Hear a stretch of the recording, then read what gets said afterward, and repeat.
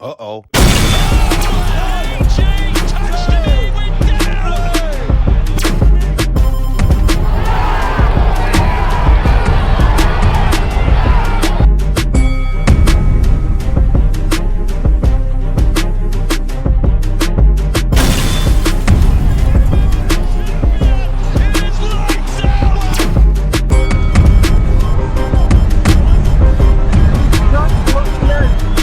In her last two fights.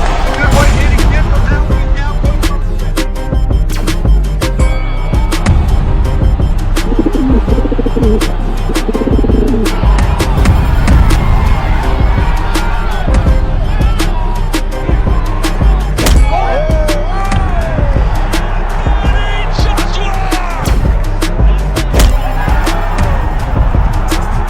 Welcome to the motherfucking relay. We're covering today's top boxing news.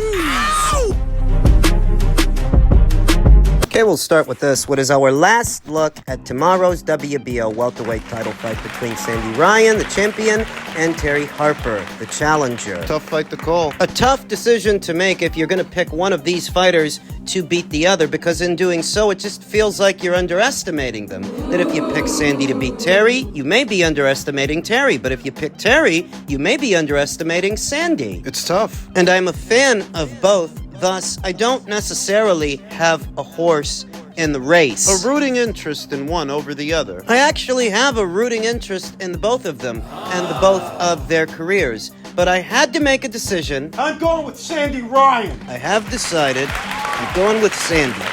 And I'm going with Sandy to win a points decision tomorrow. Because for me, she's looked a lot more impressive in her last two fights than Terry has looked in her last two fights. Sandy's been up to scratch. She looked the way that I expected her to look with Canada's own Marie-Pierre Huel. She looked the way I expected her to look with Jessica McCaskill, and even though the fight was scored a draw, it shouldn't have been. Sandy Ryan won that fight clear for me. Sandy should be a unified champion here and now, whereas Terry, comparatively, who is also coming off a draw. She didn't live up to my expectations with Ivana Habazin, with Cecilia Brækhus, and Cecilia's in her 40s. I expected Terry to look a lot better, a lot sharper, and a lot meaner, more dominant in those fights than she actually did. Yeah. Now she's facing a younger fighter, a fresher fighter, a meaner fighter. Than those fighters were. A meaner fighter than those fighters, a more spiteful fighter than them, more spiteful than she is, I think. Yeah, I think Sandy's got more of a mean streak than Terry does. Looking at them,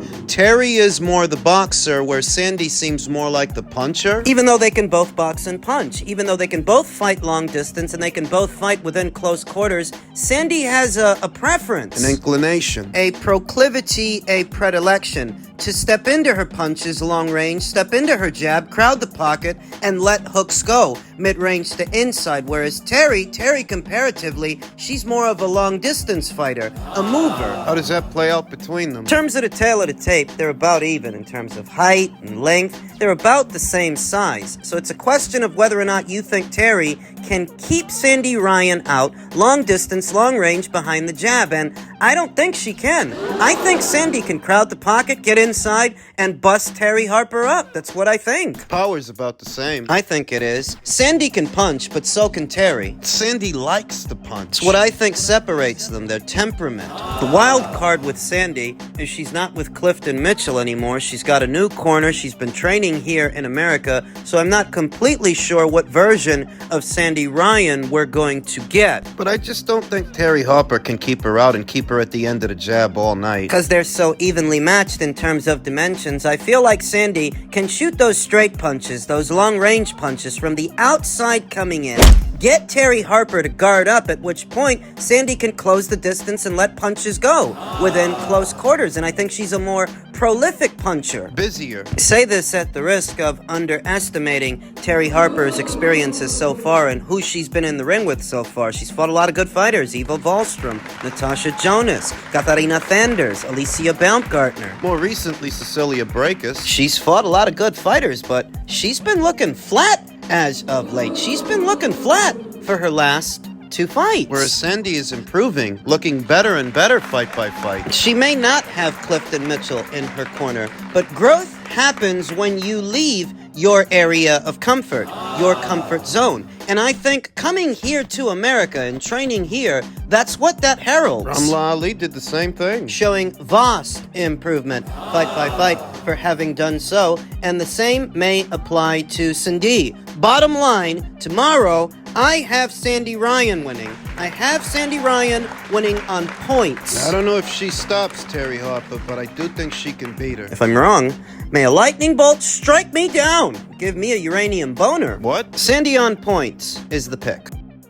In men's super middleweight news, David Benavidez is open to a rehydration clause to fight Canelo Alvarez. Jose Benavidez Sr., the father, trainer, and chief handler for David, told Boxing Scene they accepted a $5 million offer and then Alvarez's camp disappeared. That's according to them. I think in their mind, they thought we were going to ask for more money so they can have an excuse, Benavidez told Boxing Scene in an interview following Alvarez's latest remarks. We know that Canelo does not want to face the Mexican monster. He doesn't want to make that fight. He looks for any excuse. He's scared. He knows he can't win. He's terrified to face David Benavidez. They'll offer him $200 million and then he'll pull something else. Who will? Now he's looking for the payday. We just want the opportunity to get in the ring and fight him. Very recently, Canelo Alvarez made headlines when he said that David Benavidez brings nothing to the table except for an additional 25 pounds on the night. He said no one offered him anything for a David Benavidez fight. But he's open to negotiate.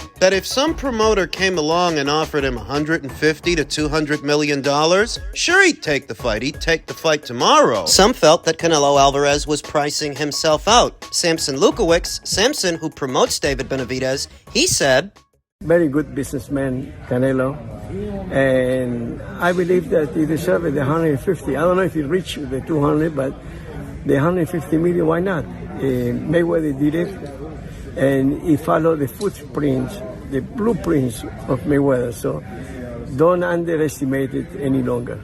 Or some thought that dollar amount was outlandish. Samson Lukowicz didn't. Samson Lukowicz says that Canelo deserves it. Getting mixed signals from Team Benavidez. Jose says Canelo's now looking for the payday. We just want the opportunity to get in the ring and fight him. He's looking for $200 million, and that's ridiculous. We're seeing a great champion who was dedicated and did everything in boxing fade away. I think this is the end of Canelo Alvarez. He knows a young lion and warrior like David can hurt him, stop him, and retire him. If he's such a great fighter, let him come and shut up our mouths. He's just looking bad now. Where Jose says that's a ridiculous number, Samson Lukowicz says Canelo deserves it. And I don't know what to make of that. There always seems to be a miscommunication between David, his father, and what Samson is saying, what Samson Lukowicz is saying. This is not the first time we've seen something like this. Like when Samson Lukowicz last year, at the beginning of the year, said they had signed a contract to fight David Morrell later on in the year, just for David Benavidez himself to debunk that, calling it fake news. He didn't sign anything. Like I said, it's not the first time we're getting different responses from what is supposed to be the same team. Jose Benavidez continued, we're willing to do anything in order to make the fight. Oh? The fight can be made easy so that Canelo can make his payday. Maybe next time we try and make the fight, I'll give him a dozen roses along with an invitation to make the fight,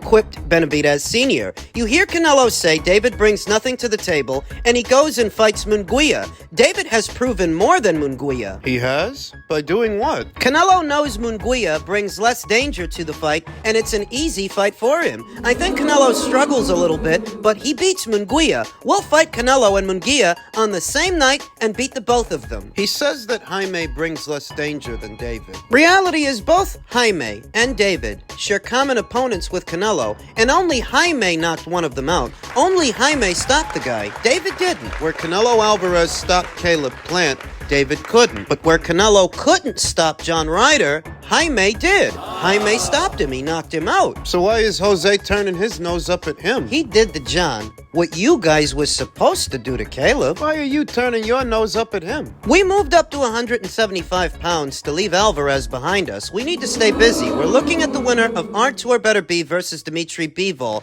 and are ready to come back down to 168 when we need to, said Benavidez Sr. We just want the opportunity against against Canelo to show that David is the best. Once he does this job, the money will come. We're looking to make history and give the fans exciting fights. We're being patient. I don't think the fight is going to happen, but I'm being optimistic. Do you see what I mean? Where Jose Benavidez Sr. says he doesn't think the fight is going to happen, David Benavidez himself just the other day said, don't be surprised if the fight between him and Canelo happens in September. What? Mixed signals. And this is what I mean. Jose thinks it's ridiculous for Canelo to ask for so much money, where Samson doesn't think it's ridiculous and he thinks he deserves it. Jose Benavidez doesn't think the fight's ever going to happen, but David thinks it might happen in September. What the fuck? The way I see it, I never thought Canelo Alvarez was going to fight David in May. I never thought the fight would happen on that schedule. No, I always expected that if Canelo's going to fight him, it'll be in September. Okay. Canelo Alvarez's current deal with the PBC is said to be a one-fight deal. It's a one-off, then he can go somewhere else afterwards and do business with somebody else. Coincidentally, David Benavidez is coming up on the third fight of what was his three-fight deal. What? Contract for 3 fights. We have Bivol, Andrade, we have Charlo, we have David Morrell. You know, if everything goes well, then I'm pretty sure it's going to go well. So I wouldn't sign that contract for 168 if I didn't think he was going to do 168. Last year, Jose Benavidez said they had just signed a 3-fight deal, 3-fight extension with the PBC. Now remember, David fought 2 times last year. He fought Caleb Plant, then Demetrius Andrade. This year, he's fighting Alexander Vosdik. That's 3 fights. I don't presume to know everything that's happening behind the scenes, but these comments were made publicly. They were made publicly by David Benavidez's father, Jose. So if he's coming up on the third fight of what was a 3-fight deal, doesn't that mean after that he's a free agent? And isn't Canelo Alvarez after this upcoming fight? Isn't he a free agent? You see the numbers that he's throwing out there, and there are only so many people in the world with that kind of money to throw around, that kind of money to blow. And one among them, one who immediately comes to mind, is His Excellency, Mr. Turki Al-Sheikh. What, you think Canelo Alvarez is trying to get him to bankroll the fight? Maybe. A few impatient boxing fans aside, I come back to the center, come back to the beginning. I never thought David was next. I always figured that if that fight's gonna happen, it'll happen in September. Well, everybody else is losing their minds because they keep watching the same interviews, going over the same talking points and talking about the same things day in and day out. All the while, I never thought David was next. and he's not. And he was never gonna be.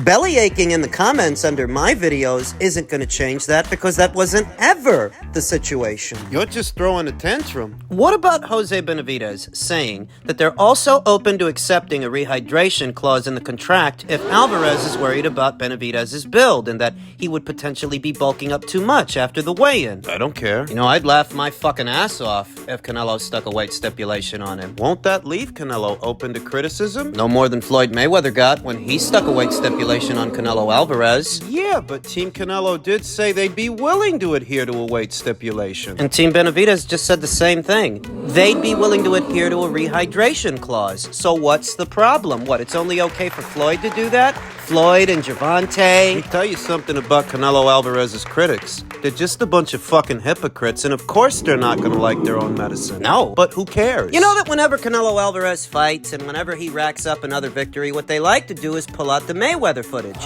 Footage of the Mayweather fight. And Floyd fought Canelo at a catch weight in that fight. Canelo was willing to do it because Floyd was the A-side. Now what Team Benavidez are saying is they're willing to do it because Canelo is the A-side. It's good for the goose, it's good for the gander. Canelo Alvarez doesn't lose any sleep over his detractors' slander. Of course they're not going to be happy about it. Of course they're not going to give him credit for fighting David under those circumstances, but they give Gervonta Davis credit.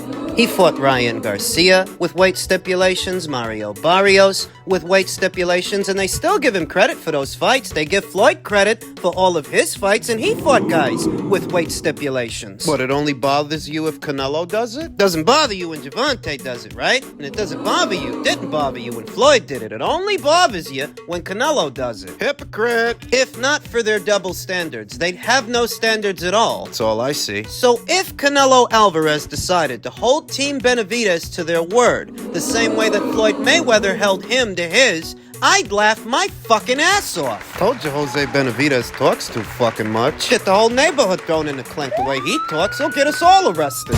You just want the fight. You just want the opportunity, right? To prove that you're the best? That's all it's about. Okay. I came across a sobering take on the whole ordeal from veteran boxing scribe Barboza Box, who said, "Don't forget Canelo is very smart. May 4th is a one-off versus Munguia. I don't think he ducks anybody. He's fought amazing fighters in Floyd and Triple G, Dimitri Bivol. It is not in his nature to avoid anyone. The 200 million is a message to Riyadh season to Turkey al-Sheikh." Nothing about Canelo Alvarez's track record tells the story of a fighter who avoids fights. He never had to go to light heavyweight once, let alone twice. He never had to do that. He doesn't have the frame. He never had the build to campaign at that weight, but he still went up there, and he went up there 2 times for 2 champions. That's more times than David has done that, and he's bigger. Yeah. He's younger. Yeah. Canelo never had to unify the super middleweight division. He never had to make that history or become